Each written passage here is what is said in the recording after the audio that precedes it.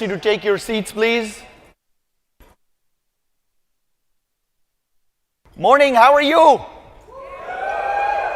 Nice to get some energy into the room early in the morning. Thanks all for being here at the 10th anniversary Indiaspora Forum.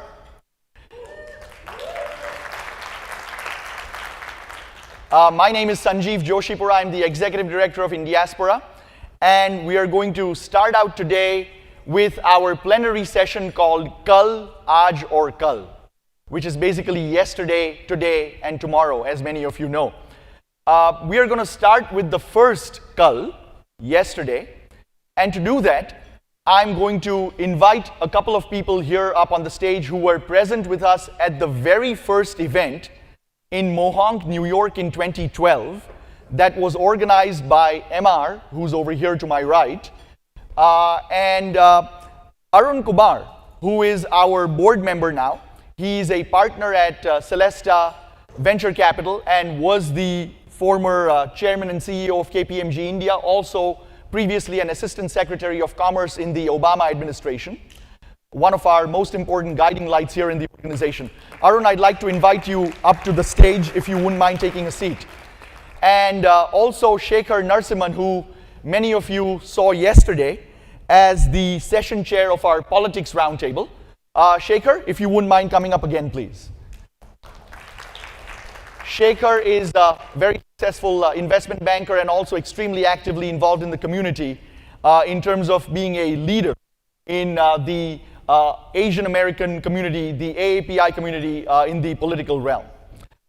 So what I'd like to do, I'd like to start off, I'm going to get off the stage now, but I'd like to start by inviting first Arun and then Shekar to briefly provide their observations about Indiaspora 10 years ago and how they've seen it evolve. Arun? Right, thank you, Sanjeev. Good morning, everyone. I'd say congratulations, Indiaspora. 10 years. Congratulations, M.R. Where is M.R? Congratulations. And a big thank you to you, M.R, for your vision. And a big thank you to Sanjeev and the Indiaspora team for all the hard work that has really succeeded, that has produced consistently interesting events for everybody in Indiaspora and pulled us all together. But let me go get a little personal here and start with the beginning, because I was indeed present at the beginning or before the beginning when M.R bounced this idea off me about doing something with the Indian diaspora community. So I had known M.R as someone who had spotted trends early. For example, he had done a very successful conference for C-level executives focused on technology and IT. Then he had spotted that environmental issues would be important to corporations, and he launched the Corporate Eco Forum, and I had attended a couple of those. So you always saw these things ahead of time. And then M.R's got tremendous charm. So once he decides, he spotted an idea, he can pull all the right people together. It's incredible, you know, that personal charm, what that does. So it was clear to him that the Indian diaspora will play a bigger role as we go forward.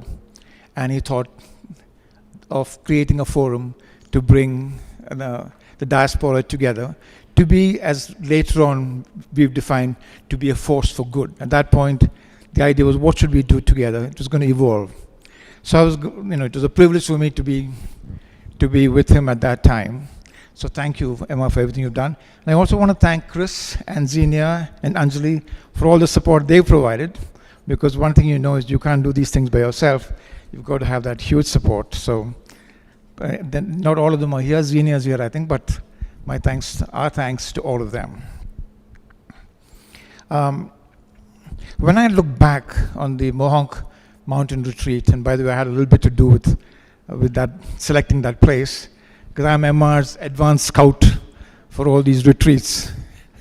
Because I've been fortunate to go to a number of lovely retreats around the world, and I tell M.R, well, the next one's got to be Mohonk or Tarrytown or some other place, or Lansdowne. But when I think back on the Mohonk retreat, it did a few things. One, I made some really good friends in areas where I would not have met people before. I met people in the arts, and I think of Vishwa, for example. I met people in academia, and I met people who were in public service. So I had spent almost 40 years in the private sector, And at Mohonk, I met people who were working in the White House, who worked with senators and congressmen. And some of them planted in me the idea of doing something in public service. So to me, I feel, when I think back on the fact that I later went and I served in the Obama administration, some of that came back to that meeting at the Mohonk Mountain Retreat back in 2012. Later, one of the folks I met at the retreat, Nisha Biswal, became a great collaborator for me in the Obama administration. She was Assistant Secretary of State for South Asia, and I was Secretary of Commerce for Global Markets, and we worked together a lot. We also had an involuntary appearance on a comedy show, the John Oliver Show, when a congressman famously saw two brown people and thought they must represent the Indian government, not remembering that we were actually representing the US government. Now that will not happen today, because as Neera Tanden said yesterday, there are over 100 Indian Americans in the White House, and I'm sure a lot more in other parts of the US government. So one of the changes from 10 years ago to now is that that is unlikely to happen. I wanted to just spend a moment on the purpose of Indiaspora, on being a force for good. And I think of the story of the Parsi community. And anybody here from the Parsi community? I know there are a few. You know, the story of how the Persian refugees from Persia came to Gujarat, and the ruler of Gujarat said, my home is full, and sent a bowl of milk that was full to the brim. And the leader of the Parsi group added a spoonful of sugar and sent it back and communicated, we will add to your community. We will sweeten your community, enrich your community. And I think that is the force for good that Indiaspora should be. We have come to a new home. Those of us in America, America's a home. The people from Indiaspora in other countries, those are their homes. But those are their homes, and our primary goal has got to be, how do we enrich and enhance the community that we're in? And I think with the Indian heritage, there's a lot we can bring, because both the values we've inherited in India and the values that America is committed to are very, very similar, very, very congruent. And in today's world, when we see so much division, I think it's all the more important to hark back to those values. And I was reminded, thinking of today's meeting, at a time that we see so much division around the world, of a great poem by Langston Hughes, who in my view is one of the greatest American poets. We said, let America be America again. We can help America be America again. Thank you.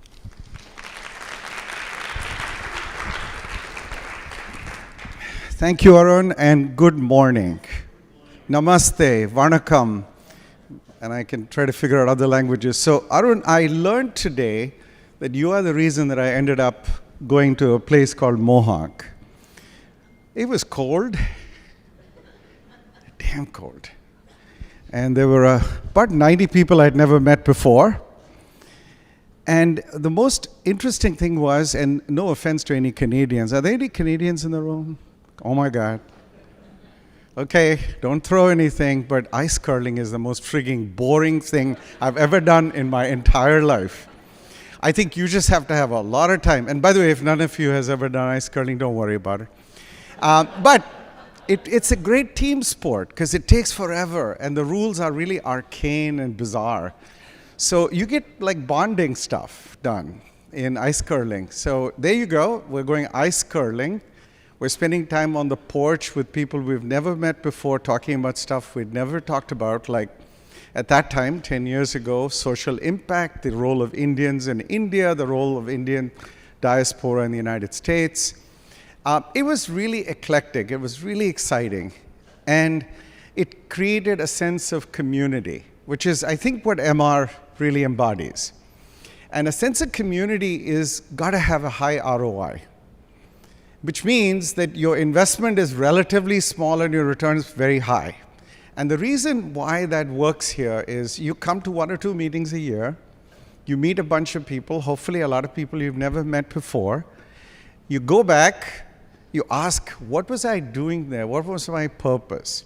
And by the way, if you ask that question a lot, you don't belong in Indiaspora, because I learned it doesn't have a good answer. Everybody's answer to that question is your own answer. I met someone, I got an idea, I networked, I did something. It propelled me to think about something I hadn't thought about before. That's the ROI. So don't expect it to be sort of tangible. I gave out a business card and got a deal done. No, that's not the purpose. So figure out your purpose here, but once you do and you realize the ROI is so high in the network, in the sense of community, in the sense of belonging, you'll come back, and you'll come back again and again, and that's what I've done. That's what Arun has done. The third thing is when we say kal, aaj or kal, what does tomorrow bring to an organization like this that has created a sense of empowerment and community already? And my answer is to anyone in the leadership and to all of us is how do we create the safest and most inclusive place that we can for the Indian diaspora. And I'm not using a buzzword, and I'm not trying to be politically correct or anything. I'm not, by the way. Generally, I'm trying to say that it's so important that in a community and in a world that has so much division, that there has to be a place you can come and say what you believe, say what you think, and not feel that repudiation and negativity will follow. So if you can make that commitment for the next day and a half, that's probably the most important commitment you can make in the room. It's not whether you agree or disagree, but can you have a civil conversation? And I also want a place for 10 years ago, I didn't have any grandchildren to come. I want them to start to feel a sense of belonging to this larger community that also gives them back as much as they want to give back, and hopefully what they can contribute in the future. But that's my wish for the future. But for the present, the most important thing that every one of us can do is actually meet 2 or 3 brand new people and start to believe that the power of those connections and of our work together will completely change the face of the universe for the better. So thank you, Indiaspora. Thank you. Congratulations for being here. It is fantastic that we are back here at the same place 4 years later. And it's so important that we keep those traditions of going to places which give us that safe place. Thank you. Congratulations.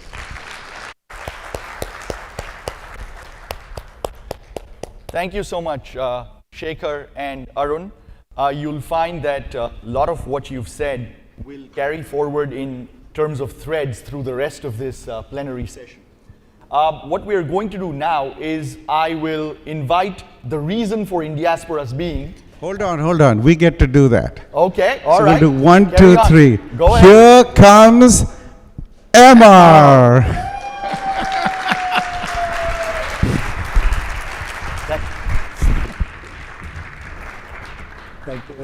Thank you so much. Thanks, Arun. Thank you. I think they did the whole presentation for me. So thank you everyone for coming. It's overwhelming. 10 years being at the start of the journey in Mohonk. So let me tell you this, as an entrepreneur, and there's several of you here in the audience, you are blinded by enthusiasm and belief. So imagine this, 10 years ago, I call 100 people. I don't know most of them.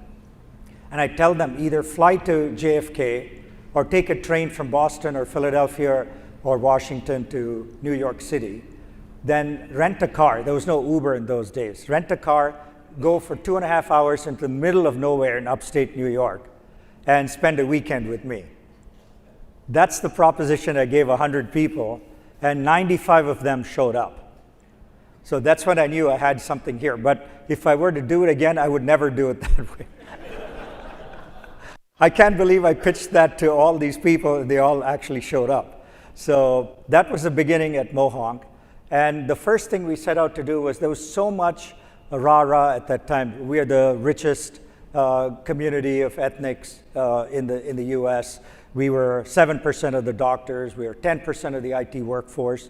But when we looked around, we had no influence in the US system. We had nobody in Congress. There was zero. So one of the first aspirations of Indiaspora at that time, if you remember Shekar and Arun, was if you're 1% of the population, let's become 1% of Congress. So that was the first proposition we started with.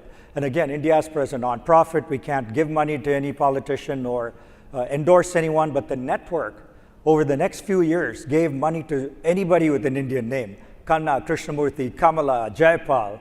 I mean, that's what we really did, right? To all these people.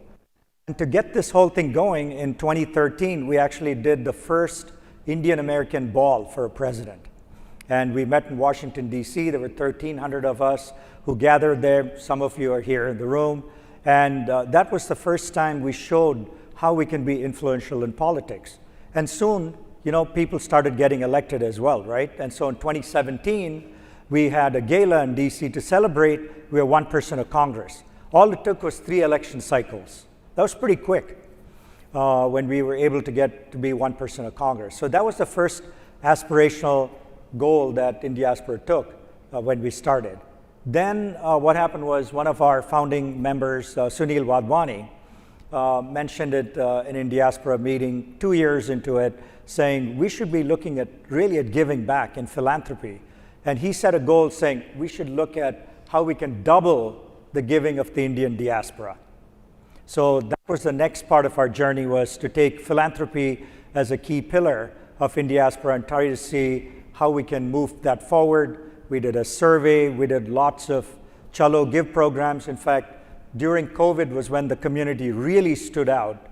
When we were able to do the Chalo Give program, we, along with all our partners, we were able to raise $15 million for COVID relief in the US and in India. So,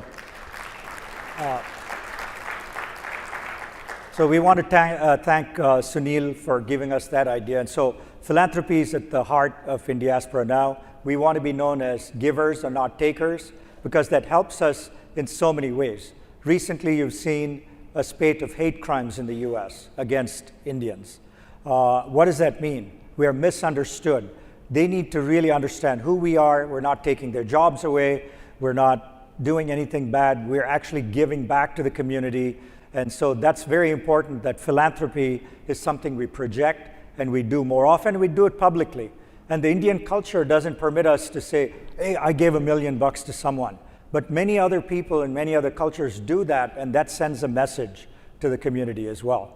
So philanthropy is a big deal, and we're still working on how to double the giving of our community. So one of the things you'll be hearing from over the next day is Give India and US and Indiaspora formed a partnership in order to double the giving of the Indian community and America in general to India. So that's one of the new things that you'll hear from. The second one is about what we do where we live. Give where we live is what we call it. So you'll hear a very interesting program chaired by Mayura that talks about how we can really give back to the communities we live in any country, not just in India, but in any country we live in. So that's coming up as well. So philanthropy is another key component. And entrepreneurship. Look around this room. There's so many of you who are entrepreneurs running unicorn companies or venture capitalists. There's so much in the entrepreneurship space that this community can give to other parts of the diaspora and to India as well. So one of the things we're doing is building a strong bridge between India and the US. There are lots and lots of entrepreneurs who are moving from India to the US to be close to their customers and to sell into the US market. So India is being a bridge by mentoring, advising, investing in entrepreneurs who are coming from India. And the next big thing to ask is, how can we help the diaspora in other countries where they're not as fortunate? When you look at Guyana, Trinidad, Suriname, Fiji, large swaths of Indian diaspora there, but they don't have the same culture of being an entrepreneur or starting a business. How can this diaspora help other diaspora? So these are all the questions we're asking as we move along. And then the other thing is on how we project our identity. Indiaspora started producing several lists of CEOs of companies. And to our surprise, we found there's 60 CEOs in the Fortune 500 who are Indian. So that's a huge number. More than 10% of Fortune 500 CEOs are Indian. Yet we're only 1% of the US population. Just think of that. Same thing in politics. There are over 25 countries where we have 200 people of Indian origin as presidents, prime ministers, vice presidents, and so forth. So lots of things going on where we project our identity. And same thing we did with philanthropists. We have a list of 100 top philanthropists. And now Raka and the team at Indiaspora are creating a list of social entrepreneurs who are young. And you saw some of them yesterday. So this is the kind of thing we can project. But at the same time, we have to see the other side of our community. I don't know if you realize, we produced a report a few years ago called The Invisible Indian. There are 8%, I think 8% of the Indian community in the US lives below the poverty line. Just in this county, the Santa Clara County, I believe, there are 5,000 Indians living below the poverty line. But they're invisible. We don't know who they are, why they're there, but it's upon us to help those people. As well as immigration was an issue discussed yesterday. Indians are the second largest undocumented population in the US, next to Mexicans. Just think of that. I think there are between 300 and 400,000 Indians who are living in the US without papers. So there's also communities within our community we need to help and reach out to. So that's part of our obligation, I think, to society as well. So it was interesting when Ami Bera was with us in 2013 at the presidential balls. One of the reporters asked him, what do you think will happen in the next 10 years? And he said, you know, there could be an Indian American president. And we're very close. We have an Indian American vice president. So we're getting there, but there's a lot of obligations on our community to do more. And I think I want to leave this with saying that we need to be known as givers and not takers, and that's the ethos of Indiaspora, is to help everyone, to really do good. And I'm a Golden State Warrior fan, and one of our mottos here is strength in numbers, and that's what I see here. Together we can do a lot more. So I want to thank my family. I want to thank all of you members, the community, our friends, for making this journey happen. As Arun pointed out, this is the third network I've started, and I give a commitment of at least 10 years to each network. I'm still founder and active in all those networks, but this one is very special to me because this is my heritage, my culture, and my identity. So thank you all for being here. I want to thank my family, my friends, and all of you one more time. And so this has been an amazing journey, and I can't wait to see what the next 10 years has for us. Thank you.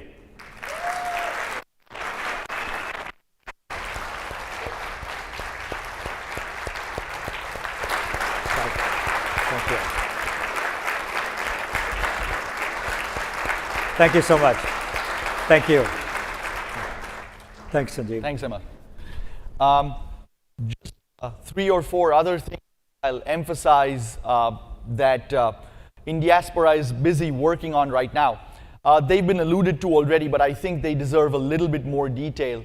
One of them is what we call our Global Connect program, which is essentially our global activities. And up to 2016, Indiaspora for the first 4 years was very much a US and a US-India corridor organization. But 2017 is when we started to globalize. We took a delegation to Israel, where we met with the, not many people know this, but Israel is actually 1% people of Indian origin. A lot of Jewish folks from India migrated from different parts of India to Israel after Israel got its, the state of Israel was formed. But we met with a lot of entrepreneurs. We met with Prime Minister Modi in Jerusalem, and we talked about a technology triangle between Silicon Valley and the Indian Americans here, Israel and India. And we were then invited to India to continue that dialogue when the then Prime Minister Netanyahu of Israel went to India. So we continued a trilateral dialogue in India on technology, entrepreneurship, philanthropy, and lots of other areas. Then after Israel in 17, we went to Canada in 18. And in Canada, Justin Trudeau introduced us to 4 of his cabinet ministers who are people of Indian origin. We met with the top Indian diaspora leaders in academics, philanthropy, business, finance, entrepreneurship while we were in Canada. We followed that up with a delegation to the UK.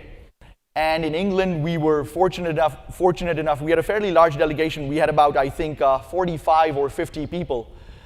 We were fortunate to be felicitated by the House of Lords and the House of Commons. And I think about 35 or 40 British parliamentarians came to meet with us, many of them of Indian origin, and others very interested in UK-India relations. And then last year, we went to the UAE in 2021, in November 21, and the UAE was in the midst of signing a comprehensive economic partnership agreement with India at the time, and so a lot of their cabinet ministers and the top Indians in the UAE were keen on meeting with our members. Also, most importantly, within our global work, there is no Indiaspora without India.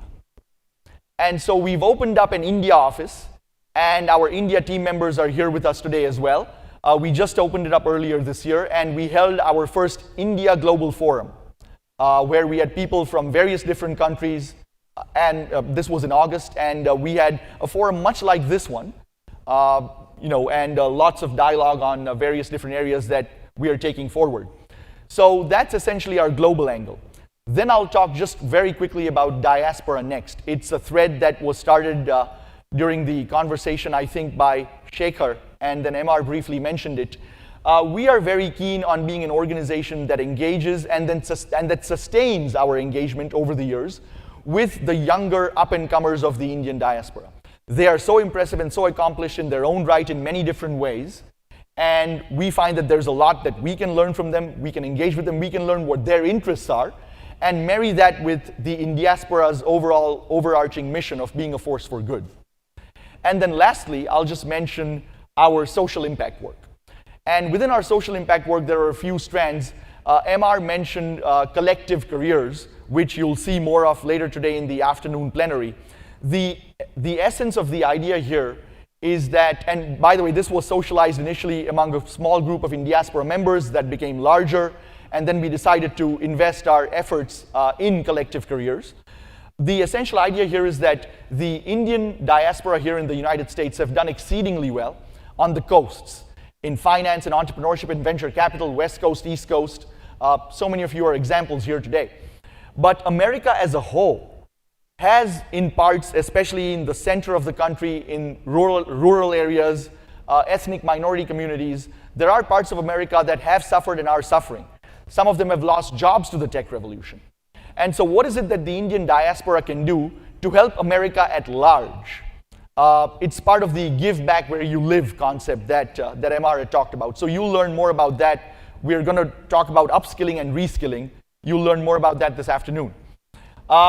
Before I end, just two things I'd like to do. First of all, huge thank you to our board members. Arun, you've already seen.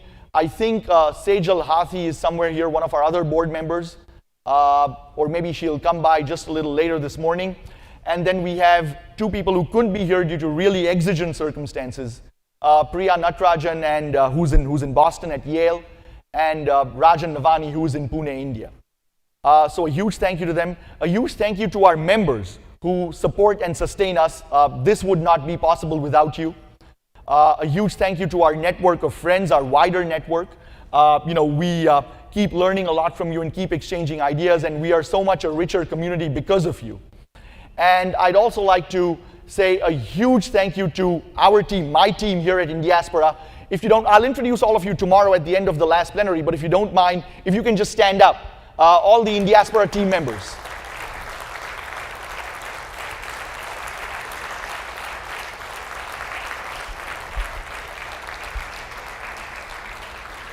Thanks for everything that you do on a day-to-day basis, and a big thank you as well to Christine, who manages our events for us. Christine, give a wave from the back of the room, please. Two or three logistical things before we launch into our community town hall. Number one, we do have a no-selling code of conduct here at Indiaspora. This was brought up as well earlier today about expecting sort of tangible ROI by signing $1 billion deal in the next 1 month after you came to Indiaspora. That's not the purpose of Indiaspora. We are about sharing, giving, and learning. And we do have a no-selling code of conduct here. That's the basis on which our members join us. That's the basis on which people attend our events. So hopefully, if any of you are feeling pressured or uncomfortable with selling, do let me know and we'll have a conversation with the relevant people. And The last thing I'll talk about is just in terms of logistics is on the record and off the record. So the media, for those of you members of the media that are here today, the plenary sessions, both plenary sessions today and tomorrow, the one tomorrow, are on the record, as you know. The breakout sessions today and tomorrow are off the record, and the roundtables yesterday, as the media was made aware, were off the record as well. So that's just some basic ground rules of this event. With that, I think it's time to move forward. MR, you're going to get your steps in, so I'm going to invite you back up to the stage. Let's start our community town hall. Are you ready? Yeah, one thing, Sanjeev, I Go want ahead. to say this. You know, I'm always put down in the book and everything as a founder, but really the founders of Indiaspora, the 100 people, or 95 people who showed up in Mohonk. So people like, you know, Arun and Shekar, but also others you'll hear from today, like Neera, Varun, Shivaram, I'm trying to think of some of the other names, Sheel Tile, Yeah, Sejal absolutely, Hati. absolutely. There was so many who, I don't know if I missed anyone else, but there are 95 of you, and really I consider all of them as founders. And in that spirit, I think we need to kind of hear from people here as well. Absolutely, that's exactly right. And that's why we decided to have this community town hall. So what I think we'll do, MR, is we'll start off. There are 3 or 4 people. The community town hall, by the way, is open for everybody to present their thoughts, ideas, briefly, talk about. There are people in the back of the room that will come to you with a microphone. Present your thoughts, ideas, suggestions about what you think Indiaspora should do, is doing, can do better, can do differently, ought to get engaged in. So it's a very, very open, informal discussion. There are 3 or 4 people who I'd like to call upon right away. One of them I'd like to start with is Gary Gauba on my left over here. Gary, it was one of your ideas that we discussed and socialized to have this town hall. So why don't you start by telling us very briefly what you think about Indiaspora today and tomorrow. Gary, if someone could pass the microphone to him, please.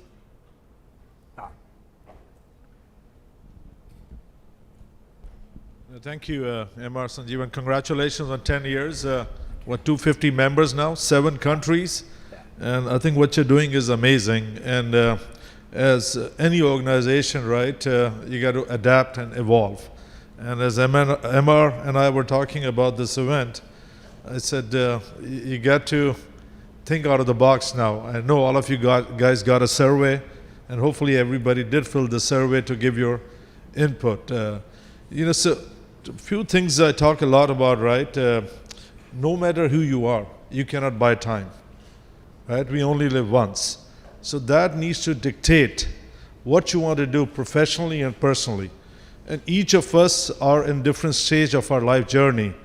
And as humans, we have a tendency to do a lot more, right? And I think it's just important to focus. And I think what M.R. and the team has done, right? They put together very powerful members who can help each other and the generation, the younger generation. I have 3 kids, and they can learn a lot from us to avoid the complexities we went through.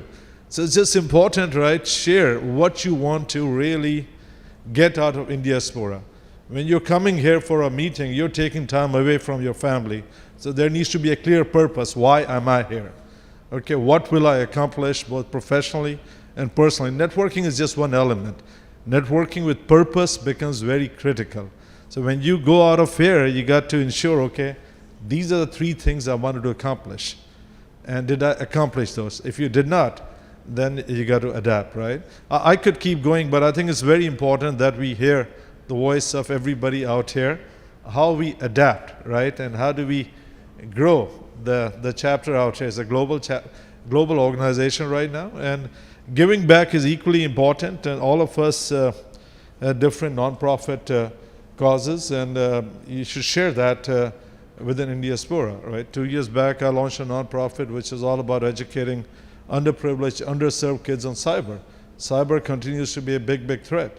Autism is another area, and I think we got to share, obviously, and Indiaspora is very good in terms of sharing some of those elements, right? So it's a combination of, you know, where you are in your life journey and how do you want to either give back or you're trying to move into a different area, how you can take advantage of different members, their experiences, right?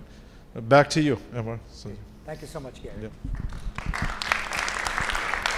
Thank you, Gary. And as you were talking about sharing and giving back, there is one thing that I remembered that I was remiss not to talk about, and I'll just briefly mention it now before we move on to our next identified participant in just a second, which is our civic engagement work. Indiaspora has been very involved not only in allying with other communities such as the African American community, the Jewish community, the East Asian community, in terms of standing together with them on issues that matter. We are looked at as the voice of the Indian community in that context, but also in the recent spate of hate crimes that has occurred against the Indian community here in America, Indiaspora has lent a strong voice on that subject as well. Let me move on to the next identified participant that I'd like to call upon is Smita Siddhanti. Smita, can you stand, please? Smita is right here in the front. If you can get a microphone which is coming over there. Can you hear me? Good morning, everybody. Good to see a larger crowd, and of course, thanks Indiaspora for bringing us all together. M.R, you're a force to reckon with. But reflecting on, I've been with Indiaspora, I think, for the last 5 years. I was recollecting when in the retreat in Terrytown actually ignited a lot. So my thoughts about, couple thoughts about having been part of several organizations. I'm part of Thai Global board. I'm part of many other organizations along the way, and having lived a long time here. Did I turn this off? It's on. In the entrepreneurial journey that I have had, we go to different organizations with and we've built as a community. We built religious organizations, we built cultural organizations, and then we built entrepreneurial professional organizations like Thai and others, where we exchange more professional growth. This is the only organization that I know and that does something for purpose. And to me, that was the most attractive part of this organization, and why I think it's a very important force that we need to develop. Just the motto itself is very attractive to me. And I think the people who come here are differentiating because they are making an impact, whether in whichever sphere they are making an impact, because that a force for good is very definitely touching to me. So I'm sure that you all feel that way. The part that the example that Shekar brought up, that so what is the ROI by being part of this or coming here? I can already tell you that just by being here, whatever journey you're in, to your point earlier, we are all in a journey and we have arrived at a certain point, whether they're younger people or older. But you resonate and you attract from universal forces, whatever they take the next step. So I'm on a journey, let's just say that, of giving back the whole technology transformation for rural development, whether it's US or here. So with Stanford and another organization called Wheels, we are working on that direction. And I just met, and we are also trying to create an Indian Institute of Development, Sustainable Development in India. And I just met, just yesterday, a couple people in that very sphere who are working in that direction. So it's either accidental or whatever you say, but because they are here for purpose, I ended up meeting them and will obviously take that forward. And in addition, I run a social entrepreneurship special interest group for global on Thai, the Indus entrepreneurs level. And I met some professor who's doing the same thing. So I just want to say to everybody, and the younger people more who are here, that there is no other forum where you could connect to your purpose. And that's I think, as we go forward, that's where we want to be. And I'm hoping that my younger generation, along with, will rather see places like this, because it's hard for them to relate alone to very traditional Indian organizations that we have built, because they do think themselves as a part of that. And the last thing I say is the juxtaposition that we are in terms of India being growing to be a big force in the world. Indians who have established themselves where we have. And then the other part of the way the country is going more right and thinking much more in a religiously right fashion, we are in a place where we have no choice but to make that difference in this country. We have no choice but to not live in our own cocoons, but actually be part of the bigger diaspora, to become a diaspora for impact. And that's how we need to be seen, and that choice doesn't exist. So we all need to be very cognizant of where we can make the impact and explicitly show to the world how we're doing it. Unlike just write a check and not know about it, I like the fact that you're giving a certain visibility to that and a certain visibility to this, because that's the only way we can create that sugar that Arun talked about in the cup. So thank you. Thanks, everybody, for being here. So I think one of the things to add to that is when we started Indiaspora, one of the basic things we have discussed from day one is 50-50. You know, it's not gender parity, it's gender equality. And it's good. I think we did a math on this one. I think it's, this audience here is 55-45, men and women. So we're almost there. We need all of you women in the audience to help us get to 50-50 or even more. So that's one. And the second thing was to have at least 10% of the people in our community be under 35. So that's another big thing for us. We don't want this to be an old folks' home. Right. Yeah. Right. Exactly. So those are a couple of the things we're doing as well. So good. Thank you for all the young people here who are attending. Absolutely. Started off with a great session yesterday with some inspiring young people. Can I call upon Vab Goyal, who is sitting here again?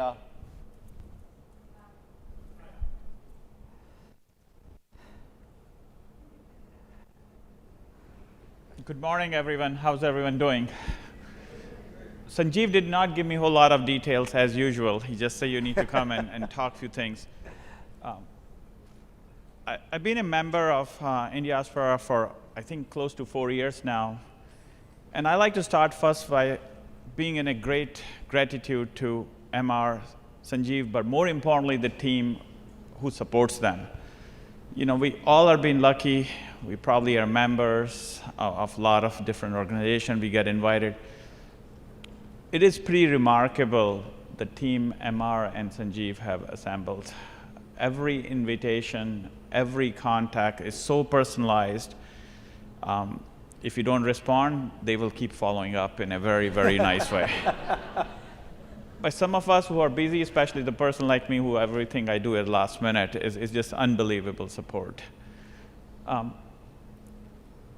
To me, Indiaspora has been a place to get motivation to do more outside of my business and my personal life, and it's a place to come and be grounded, because you meet so many amazing people, so successful people, but so down to earth, and which is important. So to me, it's been a great place. I'm aging very fast now, right? So I'm not young, but 35. So the priorities of life are changing. So you end up meeting really new friends where you can have your guards down. So you're not talking about new business deal or what you're doing or which house you bought and so on. So you can be just yourself, not have to pretend, right? You're not looking for something, but you're just having a very deep conversation. Other interesting part is, yes, we are from India. You know, some of us have lived more than half of our lives here. Our kids are born here, so we cannot just say we are just Indian, right? I always say like we are global citizen being in America.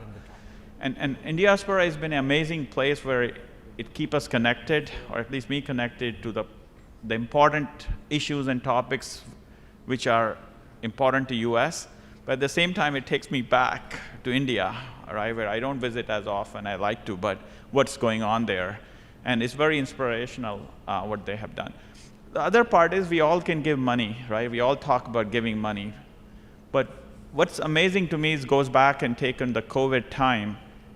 MR was basically calling around, you know, and making personal calls to figure out who can take the PPE equipments back to India, right? He calling the FedEx CEO at that COO at that time, who's a CEO now, and he was calling the hospitals and stuff. And on a personal level, it's amazing. If you know this or not, there's nothing MR cannot get done for you. So he's my personal concierge and his team, all the way up to, right, if you need a reservation and a restaurant which have a 1-year waiting list in Thailand, he can get you connected with someone who can, I mean, it's mind-boggling what he can do, right? And on a personal level, I'll go back to the COVID. One of my relatives was really sick, to be able to help connecting with the head of hospitals to get the bed and all this stuff.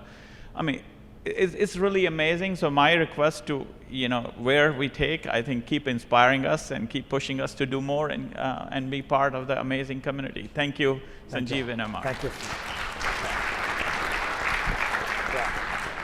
Yeah. That was, I know, a very tragic situation. We tried to save your, I think, cousin, and that was so heartbreaking in Delhi to try to get him a bed. He had a bed, but he had no oxygen, and we had to try to figure out how do we get him to a hospital that had oxygen. Yep. And unfortunately, he did not survive.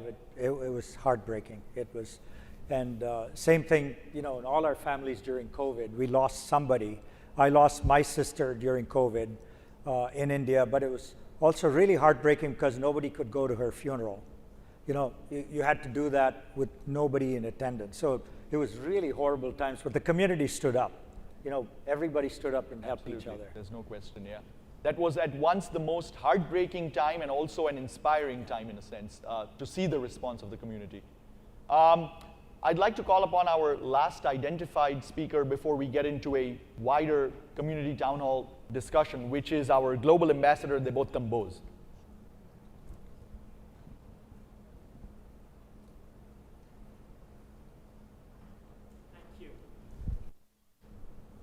Everyone, can you hear me? It is on. I'm so excited to be here. First of all, I'm very jet lagged, and I don't think I've ever been this excited whilst being jet lagged. But for me, this is really incredible. I wanted to share, first of all, I met M.R. in 2012, and this was in New York City at an elevator in Sotheby's. And the conversation, you can imagine, was from art, but also from very early on was about community and giving back. And I think that's something that, we are all here, we are celebrating 10 years. I was very lucky to be in India also when they celebrated just before India's independence. And that was, again, a great event. And I am myself, I'm a lawyer. I specialize in something called art law. I'm India's first art lawyer. But I also do something called philanthropy. This is a practice. And two things that I wanted to share with you, and also kind of the next 10 years journey. We all heard about the personal challenges that so many of us faced during the pandemic, and the incredible generosity that each and every one, from in terms of contacts, of course, money, but in just giving to save lives.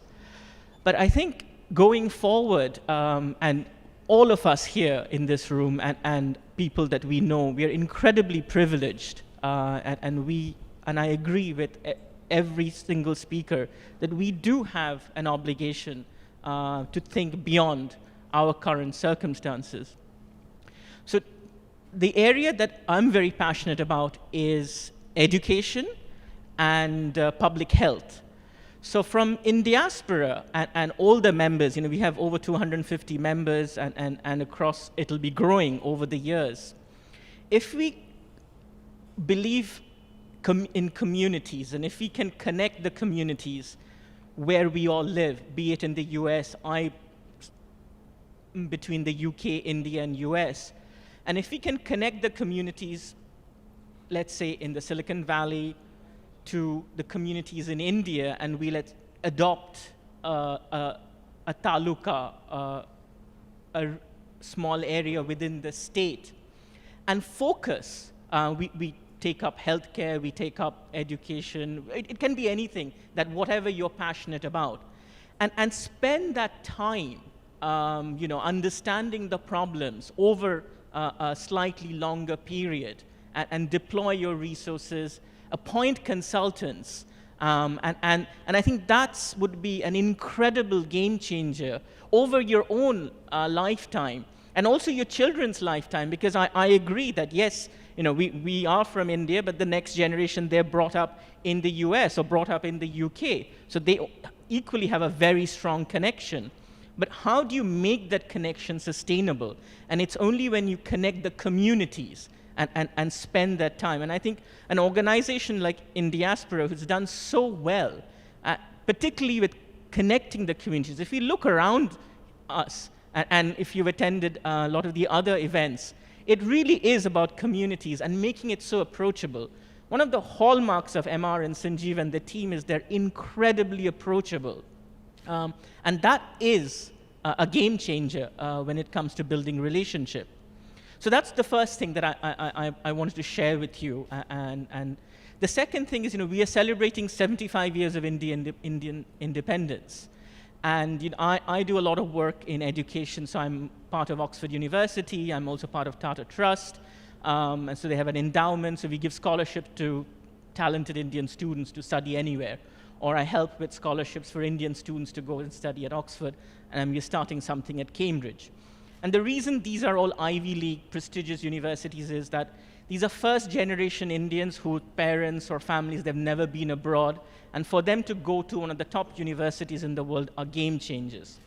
So coming back to Indiaspora, and if we focus on just, let's say, at number 75, and in the next X years, we kind of come up with a position where we help students from India to come and get educated in colleges or wherever it may be, and members take that initiative under Indiaspora. I think that could be fantastic.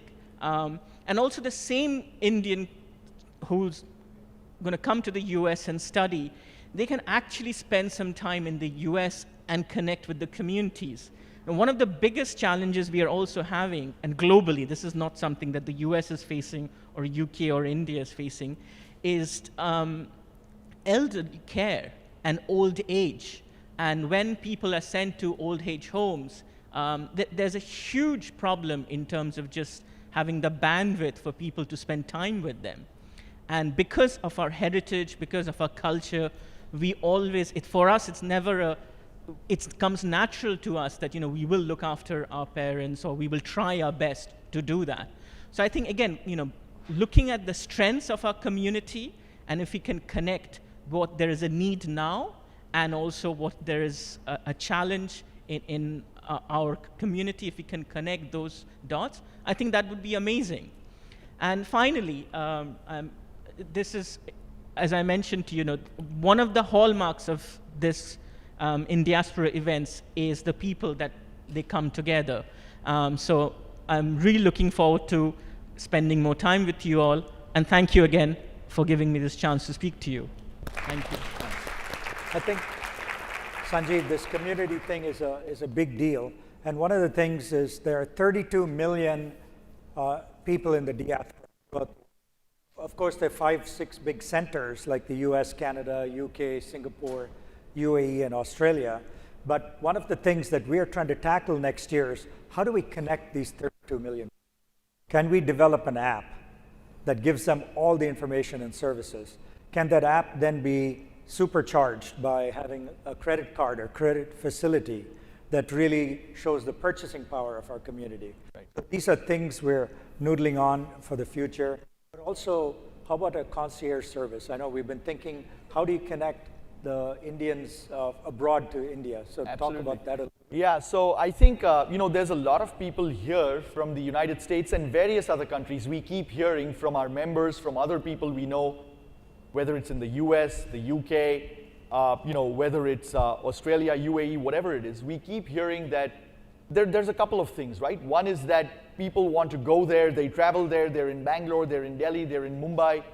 They want to meet some really interesting people during their visit as pertains to their philanthropy, as pertains to their academic endeavors, as pertains to sometimes their business endeavors. And we can certainly help get together, select the right group of people for our members to meet with when they go to India. But also, we keep hearing from a lot of people that wouldn't it be great if my son or my daughter or my niece or my nephew or my family friend's son or daughter could go to India and get an internship at a firm in India, learn about the country, spend a month or 2 or 3 traveling around the country, and can Indiaspora do something to help facilitate that? That's one of the things that we are thinking about, we are working on. We did do a Heritage India trip about 3 years ago now, where we selected via an essay competition some young students from Indian American students from here in the US who had not gone to India previously. And through the generosity of our members, we funded a 3-week stay for those young kids in India, in Ahmedabad, Delhi, and I think it was Cochin, if I remember correctly. So we could revive that, and we've got a lot of interest from several very senior Indian American executives at the top Fortune 500 companies, including global CEOs who have kind of encouraged us to think a little bit more about that. Right? So MR, maybe what I would propose is, in addition to us being here on the stage, it's more importantly about our community, because we are going to need their support over the next 10 years. So over the next, let's say 10 minutes or so, maybe if we can just walk around the room and collect people's thoughts, ideas, you can stand up, talk about what you wish for Indiaspora, where you see us going. The mics will come to you, and let's just have a conversation for the next 10 minutes or so. Akhtar? Yeah, please. First of all, congratulations. I mean, this is just such an outstanding group of people. And what you all have done over the last decade is just transformational. So as you started off by saying, kal, aaj aur kal. So if we want to talk about the future, right? I mean, we've kind of come with a, where we've all come from, have all kind of spent most of our time, and our young friends yesterday reminded me of that, just getting secure. And the language that we've been using, even the words that we've been using on stage today, is all about giving back. What we heard yesterday was not about giving back. What we heard our friends say is just show up. Show up every single day so that you are part of the community. So I think we've got to get out of this two-pocket thinking that we will extract and take as much as we can and then we'll give back. Instead of actually saying there is only one pocket and that we exist, and how can Indiaspora change that mindset? Right? You've been talking so much about purpose. So if we can get to a point where we are actually getting everybody that is here from the community to just show up and show up in the community where they are, then I think the transformation you want to see, and that's what our young folks are actually asking us to do, is be part of their journey where they don't have a two-pocket thinking. They have a one-pocket thinking, that we are actually contributing with whatever we do to make the world a better place. So I hope that, we kind of take us on that journey. Thank you. Thank you. There's somebody at the back there. Oh, Nalini. Nalini? Morning, everyone. Nalini Saligram. I'm from Arogya World. So, MR, congratulations. Sanjeev, congratulations. This is fabulous, what the community you've built. But I've always felt, and I thought you're giving us a chance, so I'm going to give you my thoughts. I've always felt this is a room full of incredible brain power, right? Look at the collective power of the people here and the ideas and what they represent. So if you take up one issue or two issues that really affect us as a people, it could be health, it could be education, it could be India, it could be here, it doesn't matter. Pick one global cause or two global causes and let us collectively arrive at an action plan to solve it. I do believe we can make a difference, truly, with just the brain power. That's the only thing I feel missing from every Indiaspora meeting. What a wasted opportunity. There were 200 people who could have solved so many things. So please consider that. Thank you, Nalini. There's Ashwin over here on my left. Hi, this is Ashwin. MR, I support your concierge service as long as you don't start a matrimonial service. We've helped in that too. We've helped in that too. Just ask our board member, Sejal. MR matrimonial service, right? We've had two marriages at Indiaspora. Wow, wow. So, see, in me, the last 10 years, what I believe Indiaspora has done is giving a collective identity with recognition for Indians. We have a lot of smaller groups. Like there is even one association from the district I come from, Kanyakumari District Association, right? So with all those things, I think M.R. Sanjeev gave a collective identity for Indians. But in the next 10 years, in my request would be, I think we will see that Indiaspora making the Indian community into a contributing partner for the country we are in, to make a reliable partner. I think that partnership where we showing that, yes, this is our home and we are here to stay here and we are going to contribute across all aspects of the American culture of the country we live in. For example, I think we should try to encourage getting us more into law and order. And I think we should encourage getting into like armed service. Like if we should take pride, I would like to see it saying that, oh, 5% of Indians, West Point graduates are from India. Like coming such things, right? I think that is one area we as a community should start contributing towards every aspect of American community and culture. That is one wish I would like to have, M.R. Thank you. Thanks, Ashwin. Yeah, one thing we've been asked to do is a report on the impact Indian Americans make on this community. So we're starting to work on that. That's right. You know, what is the impact across society Indian Americans? And in fact, we are going to hear a little bit more about that in this very plenary. So I think you may be onto something, Ashwin. We'll take 2 or 3 more quickly before we get on to the next stage of our event. So if you could make it quick, there's one here and maybe a couple over here. Yeah, Kanam? Yeah. Hey, thanks for that. I think what struck me a lot is the tangible goals you put in early in the decade of saying 1% Congress folks in the Congress, right? So when we talk about giving back or talk about entrepreneurs coming from India to US, I think rather than doubling the giving back, if we can just have a list of philanthropy organizations we want to help and partner with. And as to your point on the brain power is, let's reverse the whole Google Summer of Code concept, which is all of us which will spend some time in some philanthropy organizations to help them get better and productive rather than just giving money.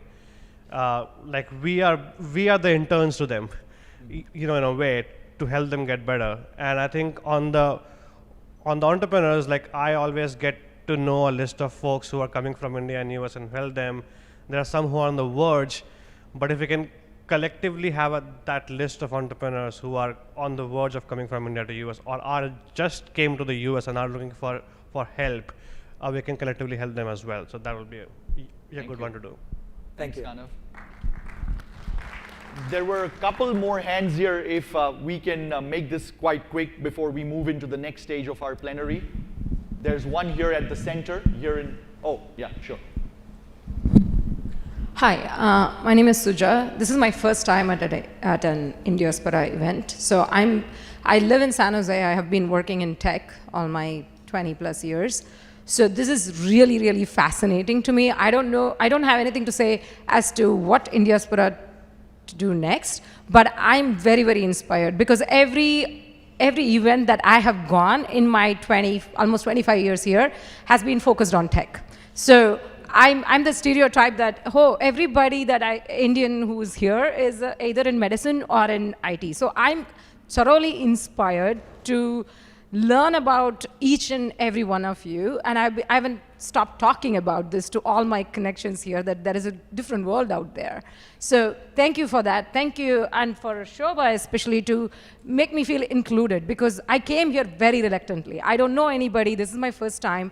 What am I going to do? So thank you, everybody, for making me feel like I belong, as well as I'm just excited I'm looking forward to learn more and then see how I can do better.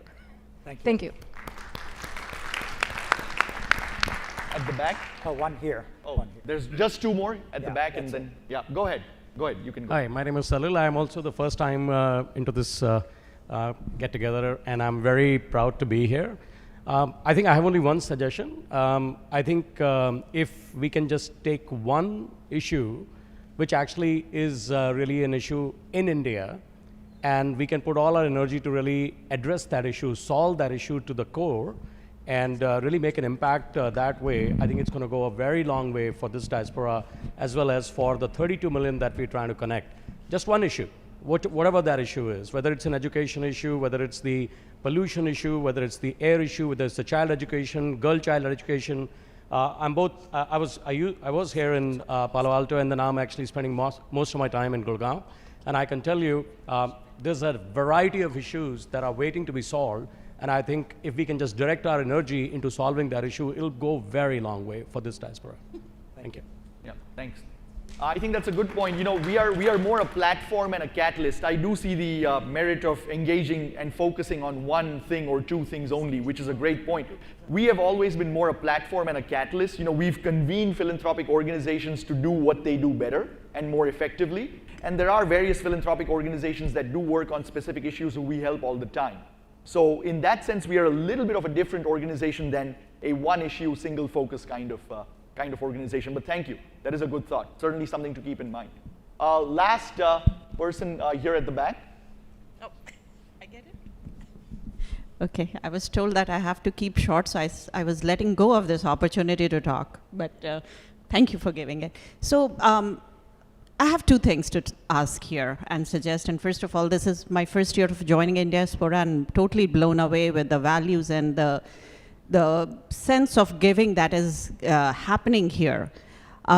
My only suggestion is, because I work a lot with the youth, and I feel there's a huge gap of people of our generation and people who are sitting here, and how we are sharing those values with the youth so that they will be proud to share and take that value forward. And I think that's an opportunity that we are missing, and if we can, because at some point we have to pass the baton there. And it is important to bring the youth, and I also heard last few seconds that we are doing some exchange program. I'm also part of the Youth Rotary, where we are talking about it. So not only just within our community, but how can we bring youth from other communities to be proud and be part of our sharing from us, learning from us. And then when our kids are seeing, including them, they will feel included as well. So I think it's very important to focus a little bit more of our efforts towards youth and sharing that values and wisdom. And we have an amazing amount of wisdom with us in our community. So that's where I'd like to share. Thank you. Thanks to the entire community for participating in this town hall. This is just the start of these conversations. We'll have many more of these in the hallways, in the corridors, in other sessions, breakout sessions and plenary sessions as we move forward over the next day and a half or so. And we do have my excellent team members actually making notes of what was discussed. So this is not just idle talk, which will sort of evaporate into the ether. We will be thinking about all of these ideas and suggestions and more to come. I'd like to move on to the next stage of our program here today. You might have noticed, some of you in your agendas, that there was a very conspicuous person on the agenda that was missing this morning. And that was none other than Neera Tanden, who some of you heard yesterday. Neera was on a very important phone call, I believe, with the president and so on and so forth, and was unable to attend at the slotted time. But we are delighted and honored that Neera, who is the staff secretary to the President of the United States, she essentially, as I think Shekar was describing yesterday in the Politics Roundtable, determines what the President, what information and what news percolates up to the President, what he sees, and so on and so forth. So a very vitally important nodal role in the United States government and a senior advisor to President Biden. Neera, what I'd like to do is, I'd like to call you up on the stage, just like I did Arun and Shekar. And you can perhaps reminisce a little bit about Indiaspora at Mohonk and how it's evolved since then. Yeah, we'll make sure we get you a microphone. It's on stage. Oh, here it is. Here it is. Thank you. Thank you. Good morning, everybody. Oh, So I just will speak for a few minutes about my recollections from 10 years ago. And I was in a panel yesterday, and I'll just say a little bit about myself to connect all these dots. But I started working in the Clinton White House in the late 1990s when I was, in my late 20s. And at that point, there were very few Asian Americans, let alone South Asians, let alone Indian Americans in the White House in the US government. And 10 years ago, I had recently become the president of a think tank, the Center for American Progress.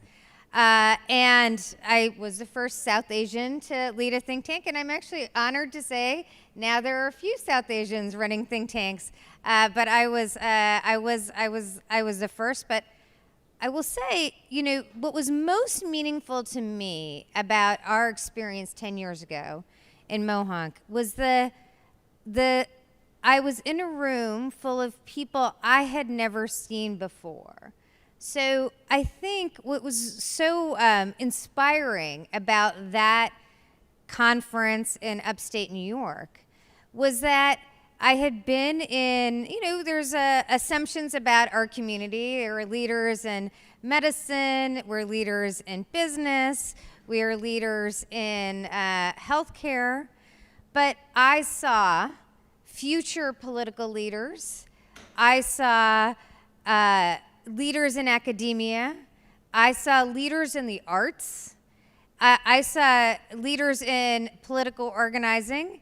I saw people who would spend the next 10 years not only enriching the country, but really ensuring that our community had a voice.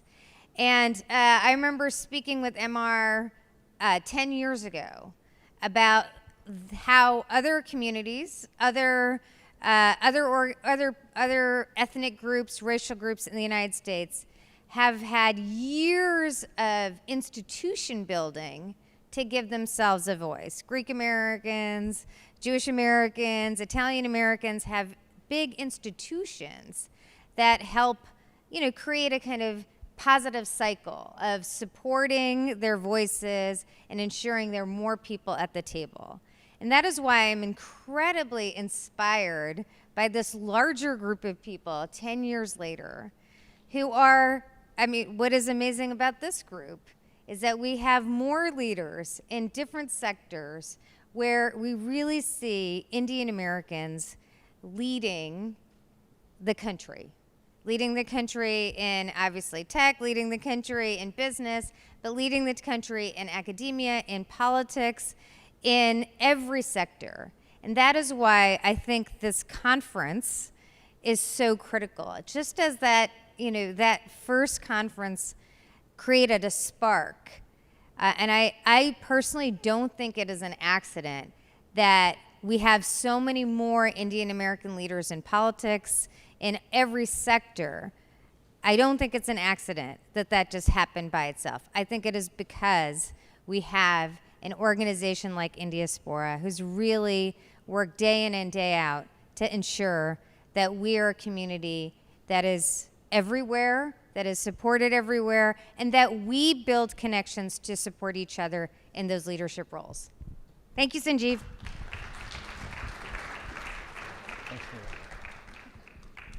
Neera, thank you. We're happy to have you here, and we'll hear a little bit more from you later this afternoon in the